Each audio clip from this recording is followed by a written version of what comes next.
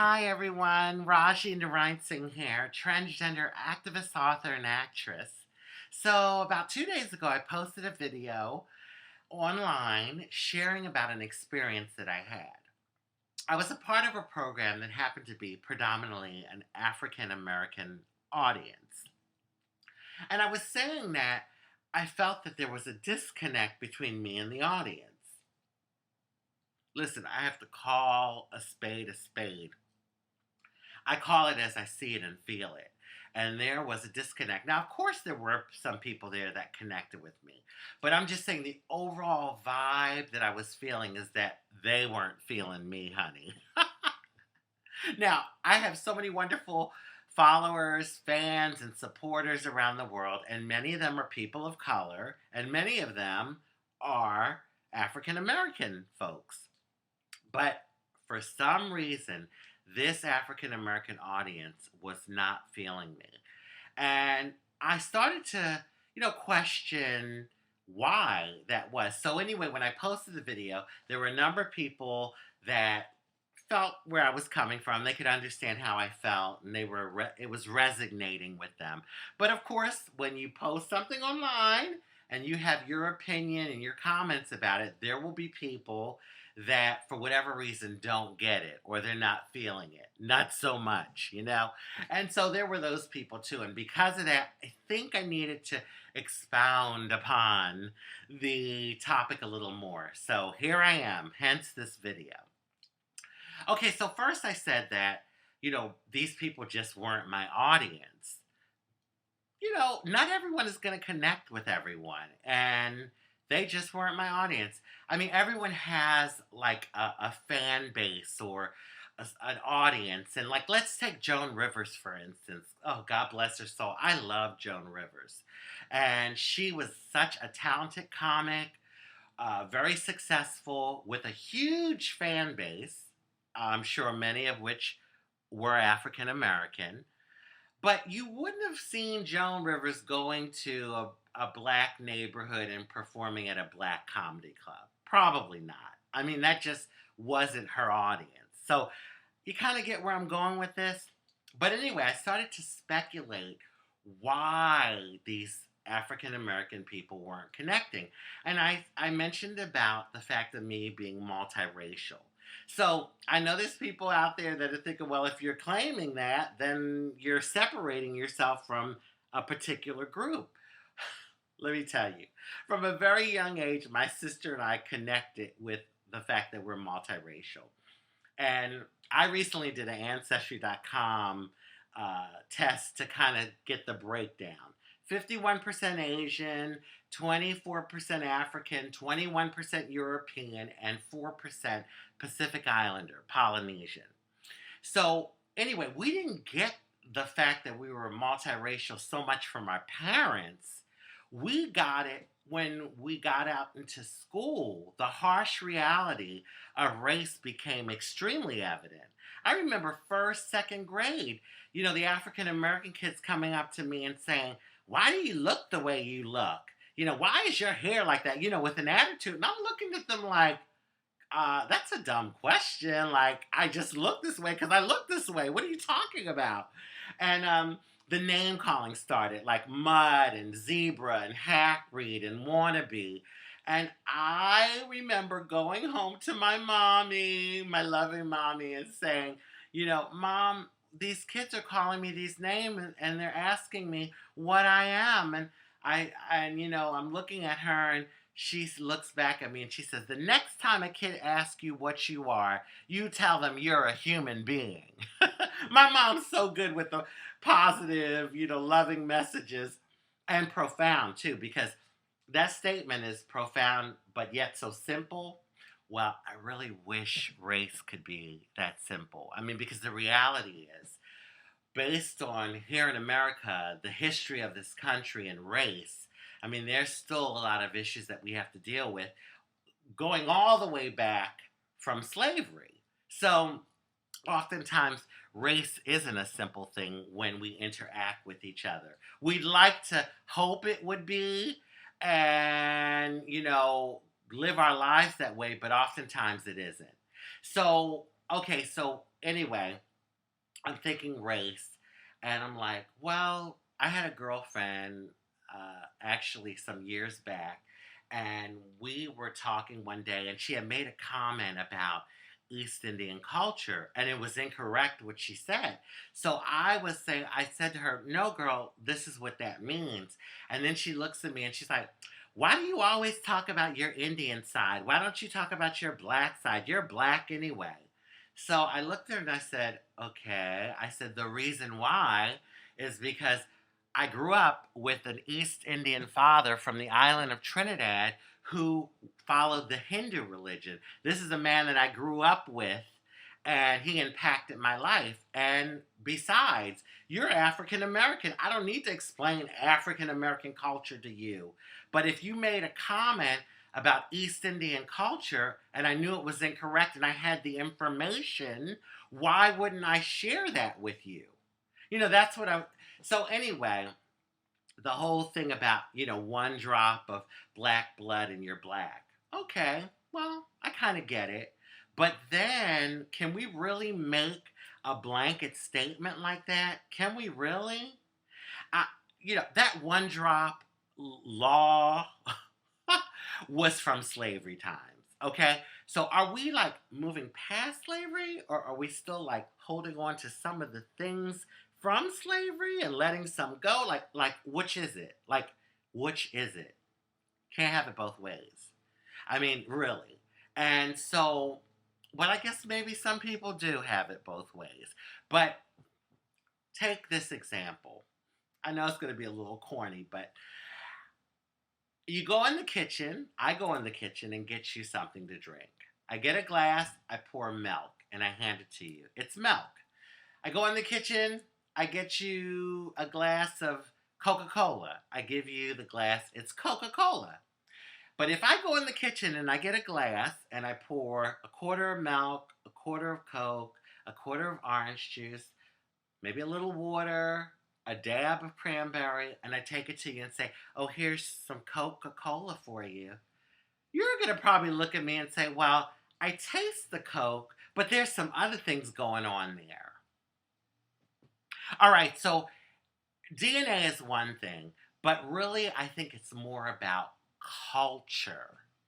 You get it? Culture. How we as human beings are cultured.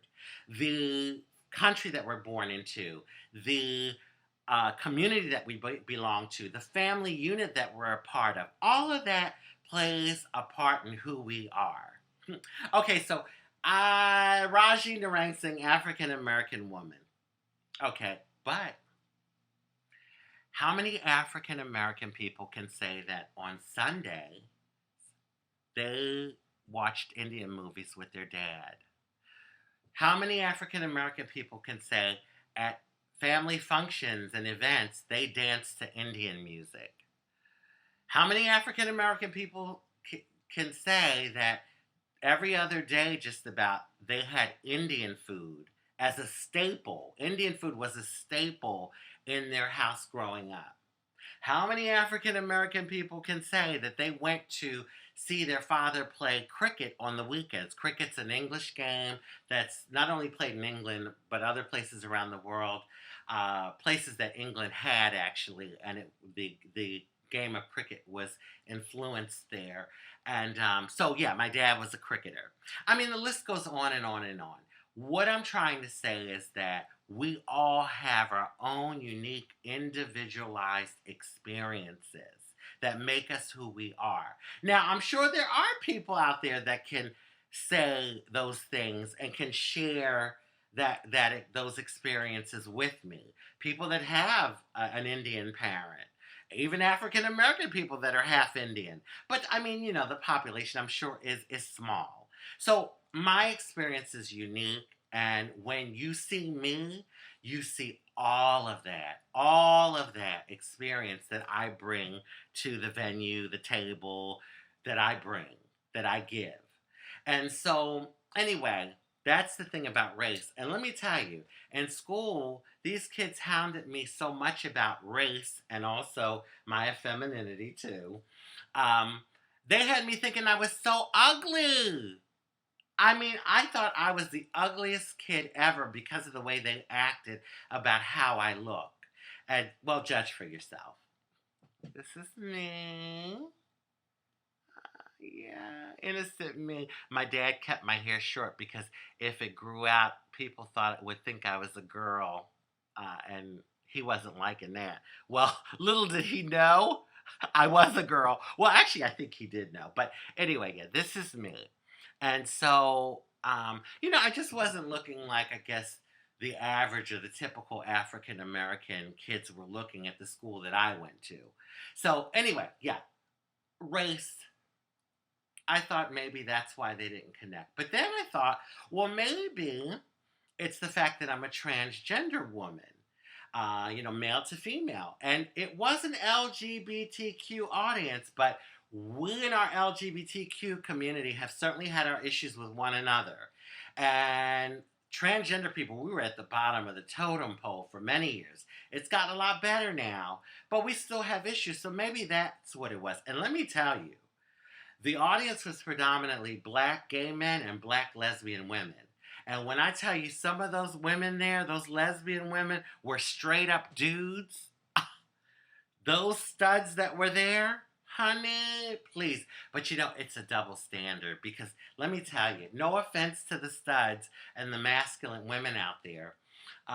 You certainly have your plight to deal with. But I just think from my experience and also from my observation of society, they tend in general to give you all more of a pass. And this is what I mean by that. It has a lot to do with misogyny. Oh, you're a girl and you want to be a boy. Oh, yeah, you go ahead and wear that baseball cap. Oh, yeah, those sneaks or those boots. Oh, yeah, you go ahead. We're gonna pretty much leave you alone. You do your thing. But you're a boy that wants to be a girl? What? The audacity of you. How dare you? How dare you negate your maleness?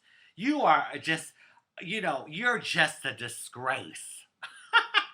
Let me tell you, I worked in a place where they treated me horrible. And thank God I had like a 10% of the employees there that did embrace me. Thank God. But I mean, I went through hell there. Now, we had some studs that worked there, some lesbian women that were very butch, I say straight up dudes, with the way they carried themselves and the way they dressed. They walked through there no problem. And maybe they had a little here and there, but really, in general, they could press on through with ease. Me, on the other hand, honey, let me walk in there. It was like a hurricane was going through the building. And people were just like, oh my God. I mean, this is even after I'd been there a while. It's like, they just couldn't believe it. Oh my God. And I'm thinking, wait a minute.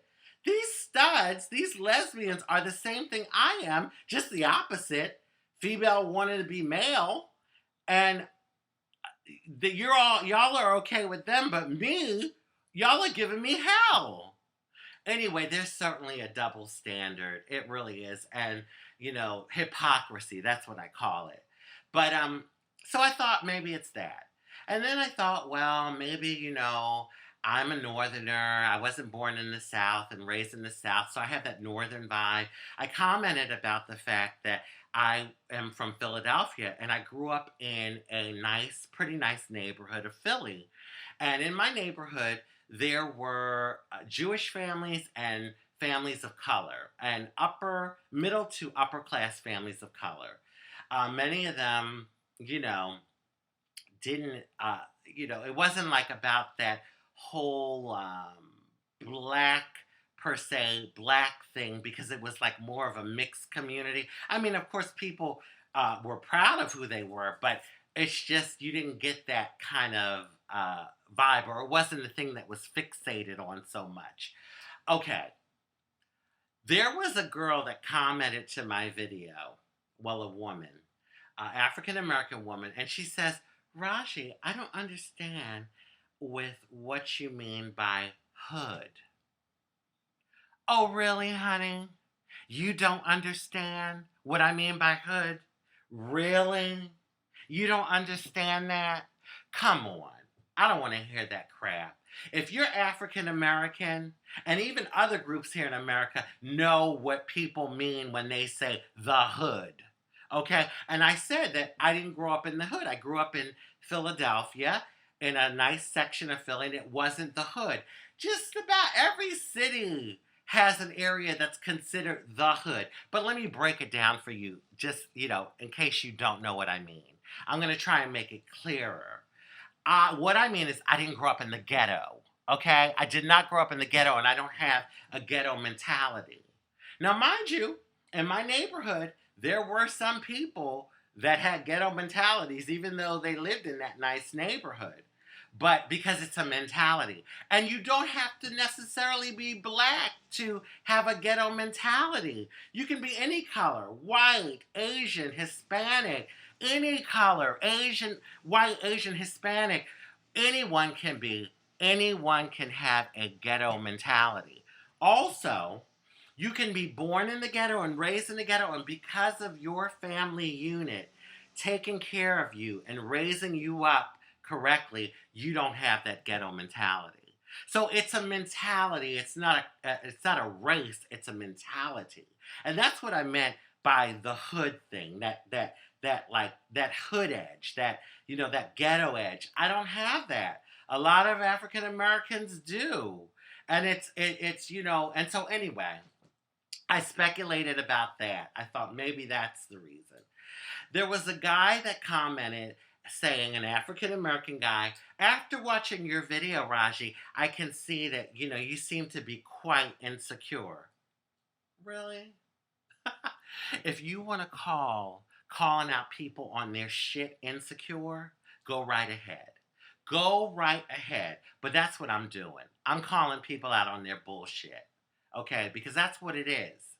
And so then there were a few comments where I kind of got that people were thinking I was being racist by what I was saying. Me? Racist? Rajee Narinesingh, multiracial transgender woman of color? Hello? I have experienced injustice, discrimination, and just horrible treatment from all races, all types of people, for many different reasons. White people, black people, Hispanic people, Asian people. I've been called nigga, Spick, Cooley, Dougla, a number of things. Faggot, of course. A lot of derogatory words I've been called. Cracker, yes, even cracker, believe it or not, by some black folks that just called me cracker to be insulting. These words are used in a derogatory way. For those of you who don't know what Cooley and Dougla means, Cooley is a word that's oftentimes used as a derogatory word in the West Indies towards Indian people of East Indian descent. And Dougla is a word to describe, in Trinidad, it's a Hindu word that is to describe mix. It means mix, Dougla. And what it typically meant is that you were a mix of Indian and African blood. And now it's more of a just to describe what someone is, but for a while that had a derogatory vibe to it. It was used in a derogatory way. Really, I am not racist, okay? And for someone that has been through so much and experienced so much injustice, it would be ridiculous for me to be racist. But what I am is I'm aware of race, and I'm aware of racism. And what I do is I'm the type of person, when I see something that I feel is wrong, I'm going to call it out. I'm going to talk about it. I'm going to put it out there and say, listen, I'm going to call people out on their shit. Not all the time. You pick and choose your battles, but you know what I'm saying. So anyway, as far as I'm concerned, there is one human race. There's one race. And that's the human race. In the sweet words of my mother, the next time they ask you what you are, you tell them you're a human being. And that's what I believe. There's one race. And if it could be so easy, for all of us to embrace that, I believe that. I embrace it. I try to live my life by it. I really do. I try. So if we as human beings could really understand that, because honey, like I said in my other video, when you start lifting the layers of what we are, what we call ourselves, what we claim to be, all the labels, to the core of each and every one of us, we are a spirit of this divine universe living the human experience. So we all are connected. Love, peace, and blessings, guys.